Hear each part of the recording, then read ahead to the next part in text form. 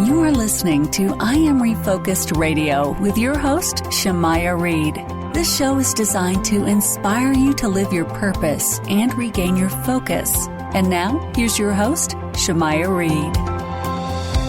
Hey, this is I Am Refocused Radio, and this is right here on 9:30 a.m. The Answer on Sunday mornings at 6 a.m. Welcome to the show. Today we have a special guest. I'm your host, Shemaiah Reed, and we're going to be talking to Lisa Burkhardt Worley. Real quick, I want to welcome Miss Lisa to the show. How are you doing today? I'm doing great, and this is my time of day, Shemaiah. I love 6 a.m. You can ask my friends. They know I'm up at this time, and usually up before that, so this is great. Hey, I'm glad people are listening. And with your background, we're going to dive right into it because I don't even know how you sleep. You're always working. You're doing all this great stuff in the broadcast world, and you have multiple books that you have published. So take us back, talk to the listener, and talk about who is Lisa. Well, Lisa started out as a fatherless child, Shemaiah. I was fatherless at birth. My father was a physician here in San Antonio, and he was a polo player. And unfortunately, he collapsed on the polo field after having a massive heart attack, and he didn't make it to the hospital. And so I was born 2 months later. My mom never recovered from that, Shemaiah. I was born into this world of dysfunction, and she struggled with what I would call post-traumatic stress disorder. She just never snapped out of it. She was on prescription meds for depression. She drank heavily at first for a while, and so I had a very dysfunctional childhood. My grandmother was just instrumental because she used to take care of me when my mom couldn't, and so I lived off and on with my grandmother. And so I grew up in this world of dysfunction. I didn't feel loved. I felt very alone at times because I was an only child. I had a half-sister, actually, but she went off with her mother, and I never had a relationship with her. So this leads you to where I ended up. A friend of mine was wonderful in high school, and she asked me to pray a prayer to receive Jesus Christ as my Lord and Savior, and so I did that. And this family, I was going down the wrong path myself, and this family took me to church every Sunday. They would pick me up and take me to church, and I'm so grateful for that family because it established a foundation in my life that I went back to years later. So I went off to college, and unfortunately, my mother was my greatest fear. My mom was really lethargic, and she didn't do much. She didn't go to my events. I was an athlete. She didn't, she didn't engage with me very much. And so my mother was my biggest fear. I didn't want to be anything like my mother. You talked about all these things I did and that I don't sleep. Well, it's because I didn't want to be like my mom, and I didn't want to be sitting around doing nothing. So I kind of overdid it, overcompensated for that. I ended up going into a really crazy career for women at that time, late 70s. Now I'm telling my age. But it was sportscasting. It was just really new for women. There were only two I knew of in the country. So I went after that career. I ended up having some success. I got a job. My first job was in Chattanooga, Tennessee, and then went off to San Antonio, Texas, to the CBS affiliate, Ken's TV, and I was here for about 6 years when I got a big break, and I went on national television for a while. It was a show called Inside the NFL, which is still on. It's on Showtime. It was on HBO at that time, and then I got an offer to go to New York City, which is the number one, you probably know this, the number one television market in the entire country, and so that was a big break for me. So just to tell you a brief thing here, I'm trying to hurry this story and do it in a few minutes, but the bottom dropped out of my life at the top of my career. I didn't get renewed on either of my contracts. Television's like that. You can be doing a good job, but one day they decide to make a change and they put somebody else in there, and it is all it is. It's nothing you've done wrong. It's just the way it is. And so it was very devastating for me. And so I went from 6 figures to zero, and I was angry with God, even though I hadn't really been following him for 17 years. And I just complained. I said, why would you do this to me? Why would you take my livelihood away from me? And he didn't answer me. I don't think he liked my tone.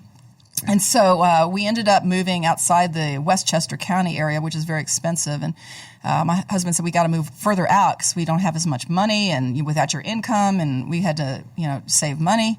And so we went out to Connecticut. And it was there that I found a church. to join. I hadn't been going to church, and it was there that I joined a Bible study for the first time in my life, and it was actually there I began to pray for the first time.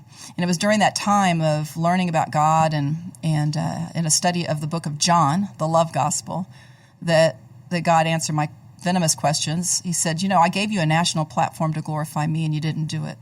I had to take it away from you to get your attention. So that day I was very repentant.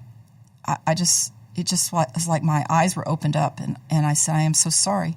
If you give me another chance to do sports, because I didn't know if I'd ever work again. I don't know if you've ever lost a job, anyone listening, but you feel like you've lost your identity. And I didn't know if I'd ever do that business again, and I wasn't done with it in my mind.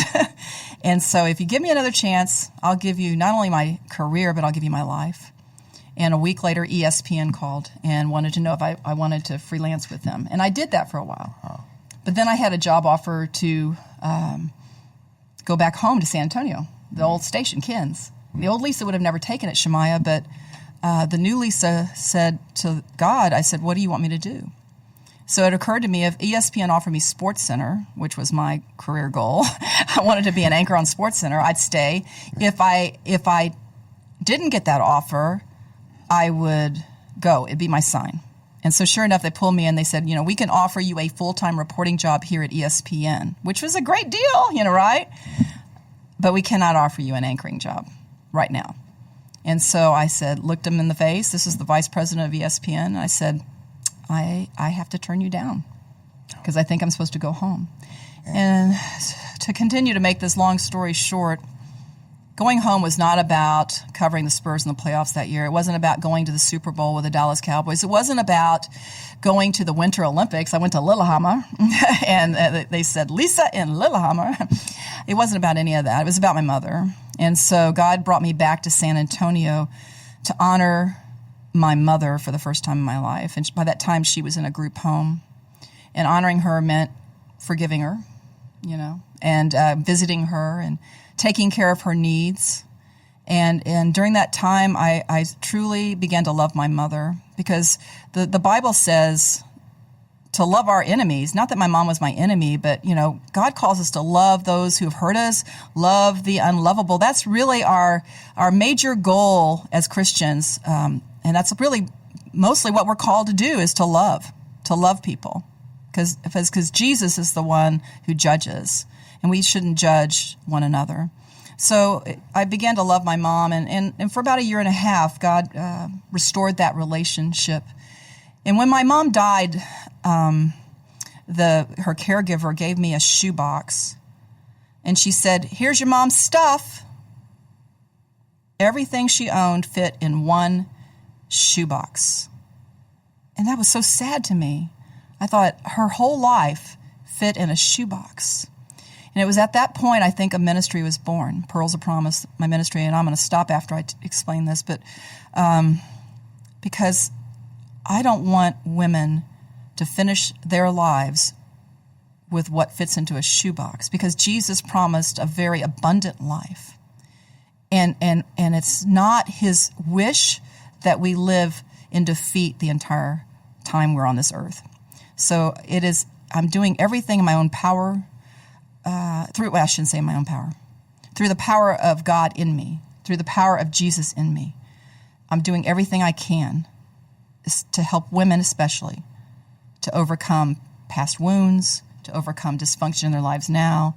And I do it through our books and our conferences, which we have one coming up in Dallas, and our messages, our blogs, our shows. And so I'll leave it at that, and I'll let you ask some questions. I was trying to do it quick, Shemaiah. No, that's very good details, because if you're just now tuning in, this is I Am Refocused Radio on 9:30 a.m. The Answer. Talks to Lisa Burkhardt Worley. You did it. I did it.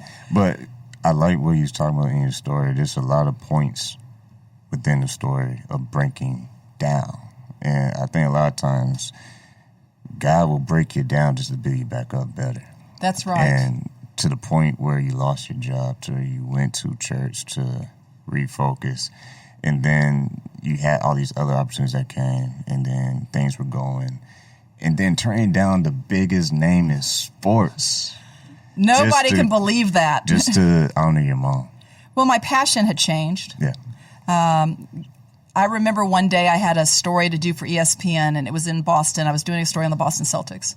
And I drove it for some reason, I guess because we were pretty close from Connecticut. You know, everything was closer up there. One time, I'll tell you a funny story. I was doing a story in Philadelphia, and I made a plane arrangement, you know, from New York to Philadelphia. And so I got my plane ticket, and took a while to get to the airport and all that stuff. I get to the plane, and I find out all my all the different people in sports, you know, that were there. It must have been a playoff game or something. And they said, "Lisa, you took a plane? The train ride's an hour and a half." You know, and so I mean, I didn't realize that they all went on the train, and so it was close to a drive to Boston. And so I remember a Bible study was the same day as that story. Bible study. And so I'm like, I was supposed to bring the muffins. And so I'm like, Bible study and the muffins, Boston Celtics, Bible study and the muffins. What should I do? And I finally decided, well, I think I'll take the story assignment, you know, and I got somebody else to take the muffins. But you see, that is how my passion was changing. I was hungry. I was so hungry for the Word of God and so hungry to learn about Him. And I was trying to develop, I wanted a relationship with God as Father. And I remember on that journey to Boston that day, there was a song called "Have I Told You Lately" by Rod Stewart. And I had that tape back when we had tapes. Shemaiah, you wouldn't know what tapes are. So I was putting that tape in there, and that song came on. I thought, that is really a spiritual song. Have I told you lately that I love you? Have I told you there's no one else above you? Fill my heart with gladness, take away all my sadness, ease my troubles. That's what you do. I began to sing that song over and over and over to God, out of my love for Him and out of my gratefulness for pulling me back out of His love, pulling me back through that Bible study, through a job loss. I have never regretted losing that job. You know, it sounds strange, but I was so grateful and thankful. Because what if I just gone on and never had this relationship? And so after that day, when I sang that song to Him over and over, it was so supernatural. After that, everywhere I went, that song would play. I mean, in the drugstore, in the grocery store, that song would play at a restaurant. And I thought, this is eerie. And I realized God was singing it back to me. He heard me sing a love song to Him, and He was showing me that He loved me as well. So, yeah, you know, turning down ESPN was because I think the truth is my passion had changed, and I wanted to go where God wanted me to go. And I think if I'd stayed, I would have been disobedient, and it probably wouldn't have lasted, is what I think. And so I ended up in San Antonio working another 6 years in television, but it was about the restoration with my mom, and also the calling into ministry. You mentioned earlier in the story how the time when you lost that job, you asked God a question, why? Yeah, why did this happen? Yeah. And I think there's a lot of listeners out there who have been in that situation where you just want to ask God, like, what happened? Yeah. All the stuff I've done for you, what happened? Or I've been trying to do this the right way, and you're going to really allow this to happen to me. As if, I'm saying this from personal experience, I've done that before to where it's like, well, if it's happened to me, what's next? Yeah. Because we all, well, not all, some of us can say that we've been in that situation where we feel like God's to blame because you allowed this to happen. You could have prevented this to happen. But, that's the but, though. Yeah, you know, I think, Shemaiah, when I look back, sometimes it's hard when you're in the middle of something difficult. But when you look back on your life, when I look back at other hard things that have happened, that wasn't the only hard thing. A move from San Antonio, my hometown, to Dallas was a very difficult season for me. But it was there that God really broke me down. I was used to walking into the grocery store, and my friend Karen Gallagher from old TV days, she's in the studio right now as well, and she and I can both attest. I mean, we would go into the grocery store and people would stop us, and they know your name. I would get attention even after television because I was a public figure still working at the airport as a spokeswoman and during 9/11. But but when I didn't think that meant that much to me, but when I went away to Dallas and nobody knew me and there was nobody wanting to be friends with me, or it was, and then you tell them what you did. I was in seminary at the time. It was like you tell them you're in seminary, and that scares people, and they run off, and I was just alone. But when I look at that time, it was like God was tearing away all the old tricks that used to work for me, right? It was so easy. So he was taking away all those superficial layers that I had built up, this pride and all those kinds of things that had happened because of this public figure persona. And he was taking it all away, and he was just tearing me down to nothing, to the nub, and then building me back up to be who he designed me to be. And because I always tell people, I was a sportscaster who did ministry when I was in San Antonio, but then God took me to Dallas, where he transformed me into the minister who used to be a sportscaster. You see the difference? Mm-hmm. So he changed my life, and he took away a lot of things that were important to me, people. He took away the persona, the public figure thing, and all I had was my relationship with him, and I spent a lot of time in his word and a lot of time in prayer and in seminary, and there were some things going on in my personal life as well I won't go into, but it was a hard stretch. But I look back and I see the growth factor. In fact, one of the things that he taught me about that was so important is about the power of prayer. I saw so many prayers answered because I humbled myself, get on my knees, and pray through some of these things that were affecting me, and I watched him move. What does he say? You just have to stand still and allow God to fight the battle for you. And that is all I could do at that time. If you're just now tuning in, this is Iron Refocus Radio on 9:30 a.m. The Answer. And once again, you can go to ironrefocusradio.com to catch all these shows, podcasts. So you have no excuse. Share this with all your friends and family, because I'm telling you, this story right here, it's going to touch somebody. It's going to, because that's what it is. People relate to struggles because they are too struggling. And a lot of times people can look at people's success and think that they never been through something. But that's the opposite. Sometimes the success you see is due to someone's hard work and experience of overcoming things. And one more thing, because I'm going to let you hold the mic real quick. I wanted to say this because as you were telling your story about how basically you found your purpose. You found your mission. You found your assignment. You found your true passion. And I think a lot of times people mistake their dreams as their dreams. And sometimes dreams without purpose can become a nightmare. Yeah. And if you're not careful, you can get comfortable living that nightmare. But for you kept moving forward. Right. I think God kept clarifying. I still always go before him and say, is this what I'm supposed to be doing? And he's given me so many great ideas. This book that most recently came out, The Only Father I Ever Knew, is really my story, but it's also 16 other stories of fatherless people who have found God as Father. It's about the attributes of God that are Father-like, and it's really a journey of love. It's like his love affair with me, but he's wooing everyone. He wants to be everybody's daddy. He's a father to the fatherless, but he also wants to be your father. Even if you had a good father, he wants to be your father. But I tried to write this like when I was down in San Antonio. I really started writing it early on, and I could not finish it. I'd write about 70 pages, and that's all far I could get. And then these other books, I wrote these other books that kind of hopped in front of it, and this book just couldn't get finished. But then one day, it was like he said, let's sit down. I want to show you where my hand has been in your life. And he began to show me these things. I had to go through more experiences, like the hard experience when I moved to Dallas. I had to go through more things to understand him and know him better. And it didn't take long once it was time. And so, because I'm always praying, Lord, show me what to do. What's the next book? What am I, And so he's given me these ideas for these books and the Bible. He said, you need a Bible study after this book so people can really get into my word and talk and find out for themselves what I say about my father-like attributes of my word. And so I wrote this Bible study, and God is blessing that. I'm going to do that at a church in the Dallas area in October. And so he does direct our steps, but we have to be in his presence. We have to spend time with him. Jesus got up very early in the morning and had his time with him, his quiet time, and that's my time. I love the morning. And so I just really ask him, what am I supposed to be doing?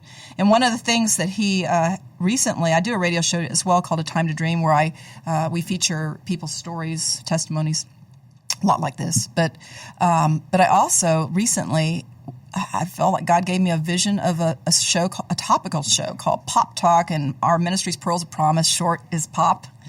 And so I said, okay, how am I going to do this? And I have the TV skills and I can produce, but the technical stuff is really not easy for me. I'm not that technical. And so I bought lights and, I bought all this sound equipment and microphones, and I'm like having this mini studio when we set up, and it still looked terrible. But God brought just a production guy. See, if you're supposed to do it, he'll provide what you need. And he has a video production company. He said, hey, Lisa, would you like a studio for anything? He was offering me his studio free. And then he came this last time, and he did the show for us. He literally shot it. It looks so much better. But you see, if you're supposed to do it, if you're in his will, and I know I'm speaking to somebody right now, he's going to provide what you need. The one who calls you is faithful, and he will do it. He will do it. His yoke is easy, and his burden is light. And that's what I found. When I'm in the center of his will, it just comes so easy. It just flows. The books flow. The blogs flow. Whatever it is he's got me doing, it just flows. But when I have to push, I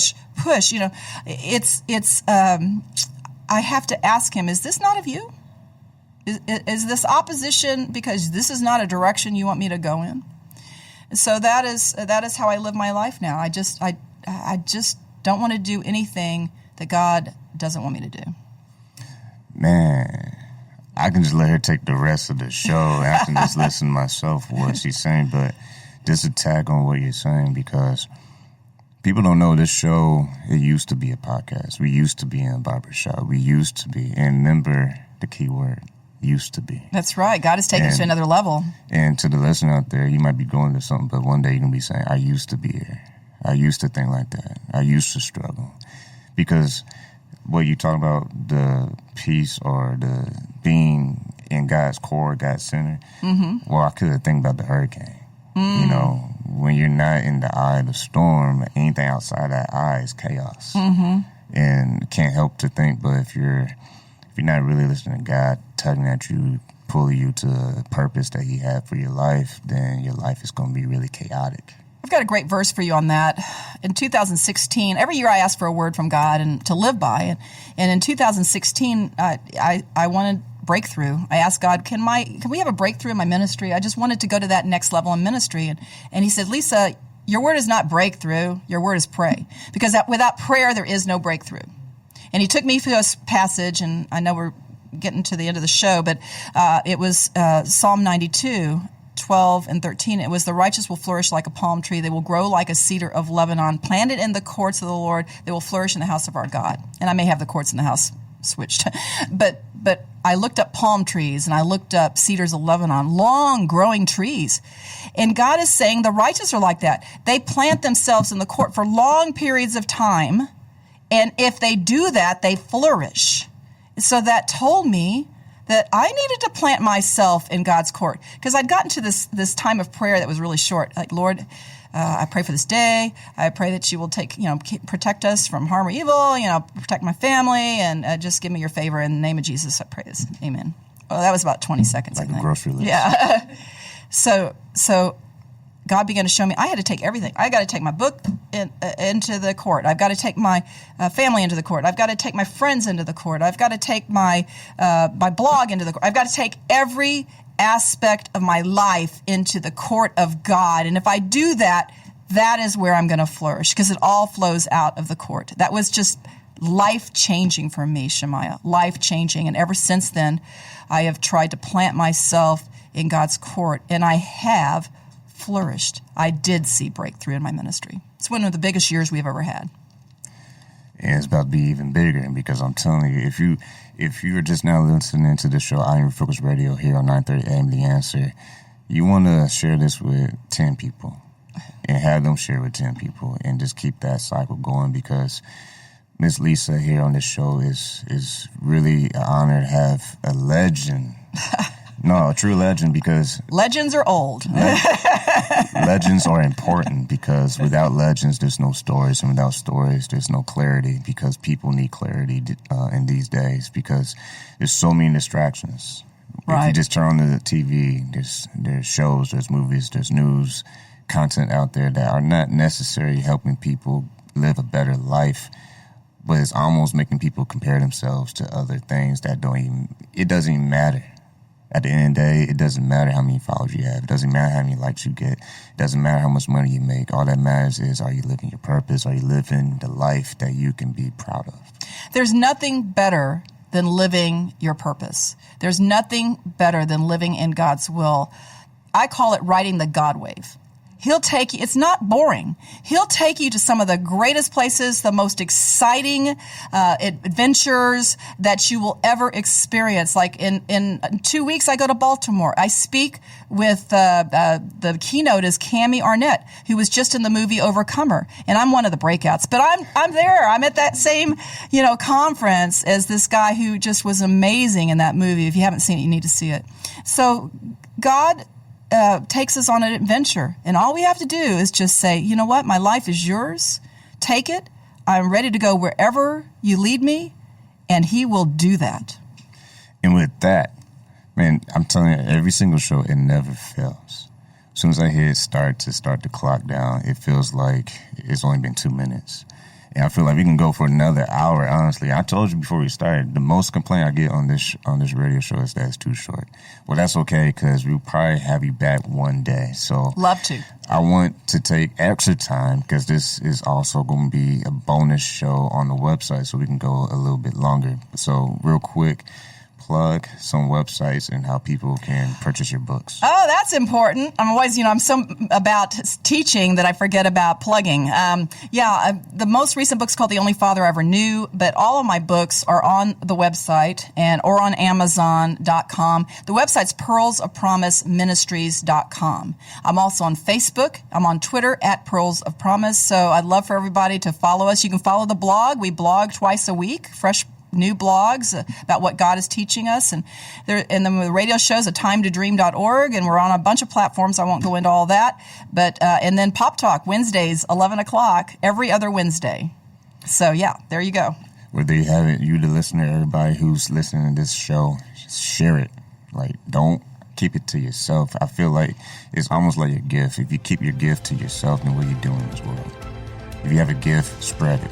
Well, this is a gift right here, this story right here, you want to spread it as much as you can, share it with everybody, and that way, one day, you too can share your story.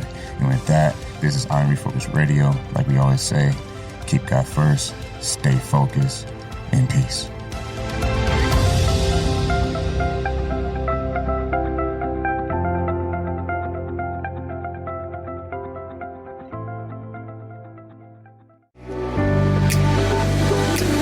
Hi, San Antonio. Need a barber? Visit our good friend Rico Rodriguez, the owner of Rockafellas Barbershop in San Antonio, Texas, 1733 Babcock Road, and book your appointment today by calling 210-782-5188.